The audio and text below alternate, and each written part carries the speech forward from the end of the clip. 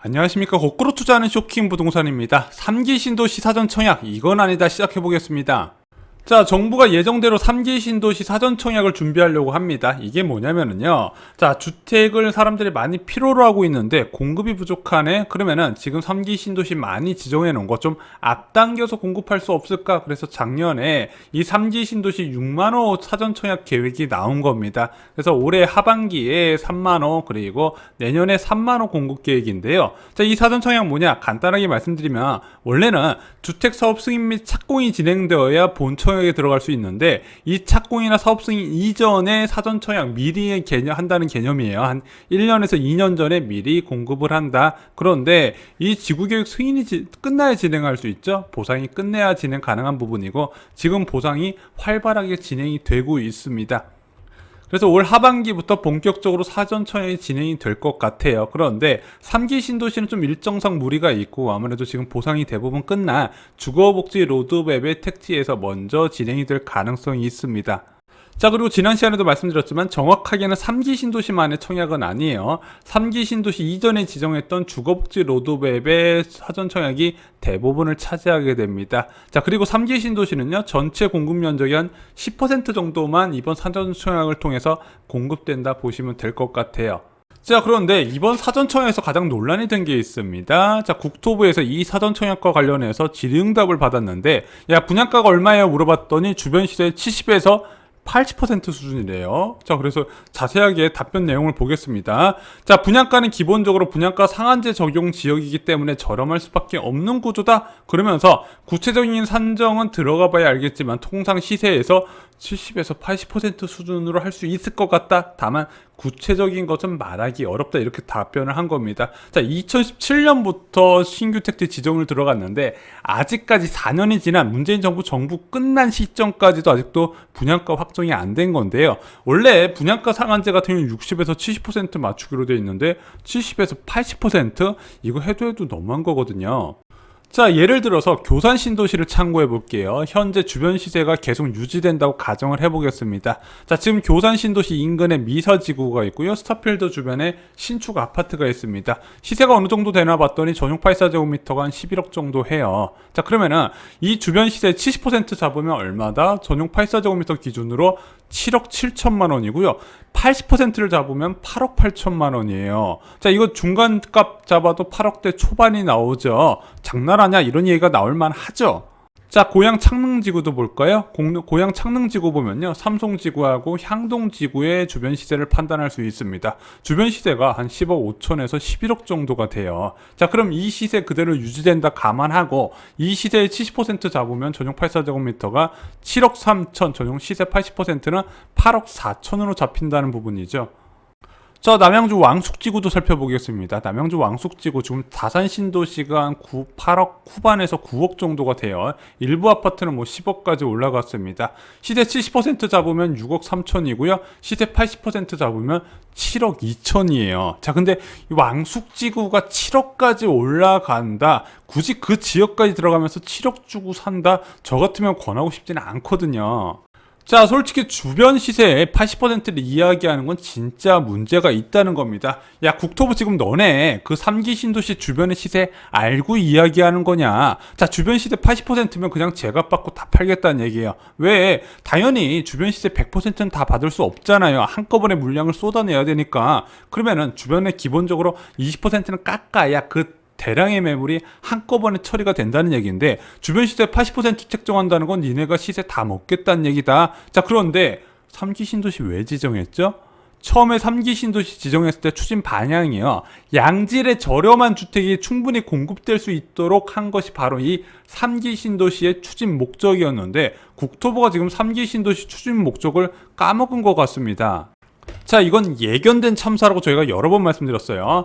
3기 신도시에 적용되는 주택 유형별 공급 비중을 보면요. 공공임대주택이 40에서 45%를 차지하고 공공분양이 15% 이하예요. 근데 이번에 사전청약은 공공분양에서 나오죠. 민간분양은 한 40% 정도 차지를 하게 됩니다. 자, 그런데 이 공공임대는요. 적자가 발생할 수밖에 없는 구조예요. 자, 그런데 이 적자 발생을 국토부가 용인한다? 안 한다? 공공분양의 분양수익으로 임대사업 적자를 메꿔야 됩니다. 그리고 이 민간분양 용지는요. 민간 건설사한테 값싸게 매도를 해요. 그러다 보니까 이거 받으려고 박이 터지는 겁니다. 현재 공공주택 특별법의 한계라고 저희가 여러 번 말씀드렸죠. 자, 이렇게 공공임대 비율이 많고 공공분양 비율이 낮다 보면 공공분양 가격이 올라갈 수밖에 없는 구조가 된다는 겁니다.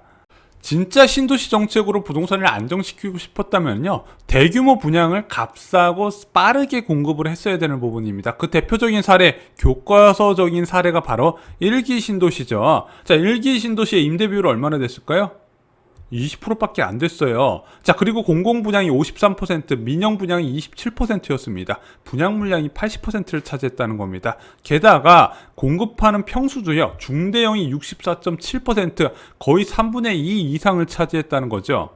제가 국토부에 항상 불만인 게 이거예요. 임대주택 감당할 능력도 없으면서 비율은 왜 이렇게 많이 뺐을까? 자, 이렇게 많이 지정해놓고 나중에 지들이 제대로 된 임대주택 공급 못하니까 어떤 식으로 진행하냐?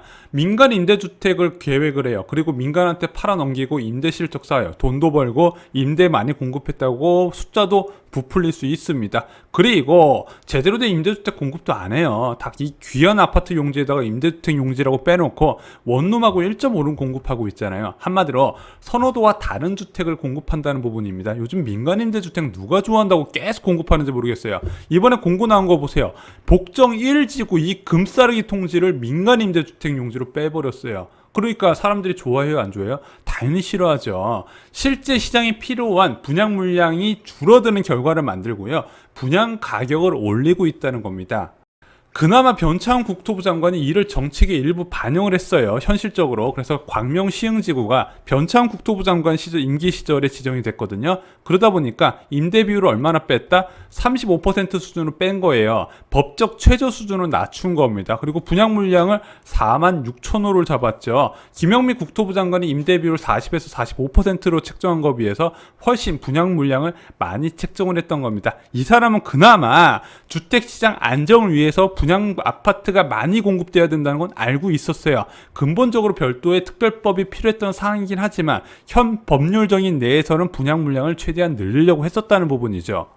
자, 또한 많은 논란을 불러일으킨 것이 바로 이 신혼희망타운입니다. 자, 언론에서 지적을 한 거예요. 야, 신혼희망타운이 올해 공급 물량의 절반 가까이 된다. 그리고 일반 공급의 특별 공급 비중에도 신혼 물량 비중이 있지 않냐. 역차별 논란 어떻게 이야기할 거냐. 자, 그랬더니 국토부에서 자기네들 홈페이지 방문자 봤더니 20, 30대가 50%가 된대요. 야, 그러면은 신혼희망타운 수요가 많은 거 아니냐. 우리는 문제 없다. 이렇게 판단을 하고 있습니다. 답답해 미칠 노릇이에요.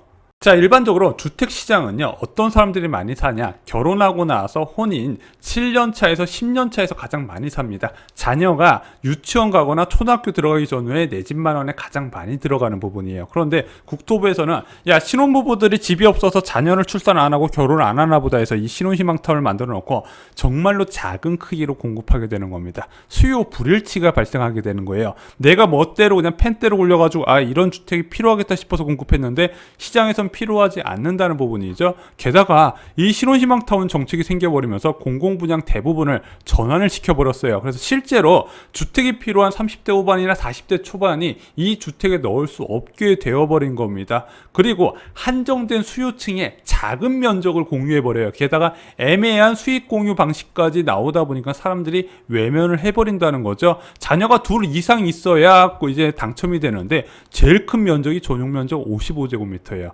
지금 59제곱미터도 사람들이 싫어해서 청약 경쟁률이 갈수록 낮아지고 있는데 55제곱미터를 공급한다는 거죠. 그래서 김영미 국토부 장관의 가장 큰 잘못된 정책적 실수가 바로 시장에 필요한 주택에 대해서 제대로 파악을 못했다는 거 저희가 여러 번 말씀을 드렸습니다. 그래서 개인적으로 이번 정부의 부동산 정책 방향에 대해서는 대충 공감을 해요. 투기 억제를 강력하게 막아야 된다. 게다가 공급 확대, 신도시 정책 좋다 이겁니다. 하지만 신도시 공급 정책 세부적인 방향에 대해서는 이해 못할 것이 너무 많다는 거예요. 교과서적인 사례가 있잖아요. 1기 신도시 정권 초기부터 초스피드로 사업을 추진시켜서 자신의 임기 내에 실질적인 입주를 시켜버리고 부동산 시장 안정을 이끌었다는 겁니다. 어떤 식으로 공급을 했냐? 분양 중심으로 공급을 확대시켰어요. 게다가 선호도 높은 중대형으로 공급을 하다 보니까 자 그럼 서울에 아파트 전세 살던 사람들이 신도시로 옮겨와 사는 겁니다. 그럼 서울 아파트 전세 가격도 낮아지고 매매 시장도 안정이 되고요. 신도시에 선호도 높은 아파트 공급이 늘어나다 보니까 주택으로 투자할 꿈도 못 꾸는 겁니다. 게다가 이렇게 분양 물량이 많다 보니까 낮은 분양가를 유지할 수 있었다는 거예요. 자, 반면에 3기 신도시는요, 일단 지정부터 너무 늦었어요. 왜? 사람들은 서울에서 가까운 아파트를 살고 싶어 하는데, 서울에서 저 멀리 있는 외곽 지역에 2기 신도시 토지 확보율만 믿고, 야, 주택이 부족하지 않다 판단하면서 3기 신도시 지정이 늦어버린 거고요. 막상 지정하고 나니까 속도도 세워라 내워라 하고 있다는 거예요. 결국에는 이번 임기 내에서는 입주는 꿈도 못 꾸고요. 다음 정부 좋은 일만 시켰다는 부분이죠. 게다가 절반 가까이 임대고요. 분양도 선호도가 낮은 중소형이 많다는 부분입니다. 신혼희망타운 크기 55제곱미터면 말 다 한 거예요. 게다가 분양가격도 높아요. 이 임대아파트의 적자를 보전해야 되다 보니까 총체적 난국이다 이거죠. 자, 어찌됐든 3기 신도시 공급이 절실한 상황입니다. 물론 3기 신도시의 정책적인 실수 부분이 있지만 그래도 뭐 절반 이상은 분양 물량이 나오니까 너무 많은 처양 난민들이 분양을 애타게 기다리는 상황에서 크게 도움은 될 겁니다. 하지만 개인적으로 지금이라도 분양 비율을 좀 늘리는 것을 고민하면 안 될까 이렇게 생각이 들고 있습니다. 자, 과연 신인 국토부 장관, 부동산 시장의 비전문가인 신인 국토부 장관이 이것을 추진할 수 있을까 굉장히 불안하게 생각을 하고 있습니다. 이상으로 쇼킹부동산 마칩니다. 좋아요, 구독, 공유 꼭 부탁드립니다. 감사합니다.